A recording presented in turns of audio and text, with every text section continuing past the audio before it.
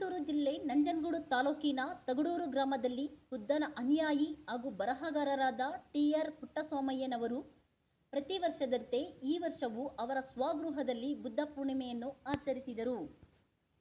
ಬುದ್ಧನ ತತ್ವ ಸಿದ್ಧಾಂತಗಳನ್ನು ಬೋಧನೆ ಮಾಡುವ ಮೂಲಕ ದೀಪ ಬೆಳಗಿಸಿ ಅರ್ಥಪೂರ್ಣವಾಗಿ ಹಬ್ಬದಂತೆ ಬುದ್ಧ ಪೂರ್ಣಿಮೆ ಆಚರಣೆ ಮಾಡಲಾಯಿತು.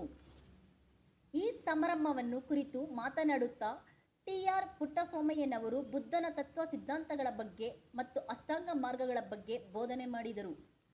ಭಗವಾನ್ ಬುದ್ಧರು ಇಡೀ ಸಮಾಜಕ್ಕೆ, ಈ ದೇಶಕ್ಕೆ, ಇನ್ನು ಪ್ರಪಂಚದಾದ್ಯಂತ ಅವರ ಅನುಕರಣೆಯನ್ನು ಅನುಸರಿಸುತ್ತದೆ.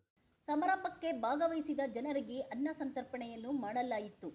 ಈ ಸಮಾರಂಭದಲ್ಲಿ ತಗಡೂರು ಗ್ರಾಮದ ಗ್ರಾಮಸ್ಥರು, ಗ್ರಾಮ ಪಂಚಾಯಿತಿಯ ಸದಸ್ಯರುಗಳು, ಯುವಕರು, ಮಹಿಳೆಯರು ಹಾಗೂ ಗೌತಮ್ ಸಂಘದ ಸದಸ್ಯರುಗಳು ಭಾಗವಹಿಸಿದರು.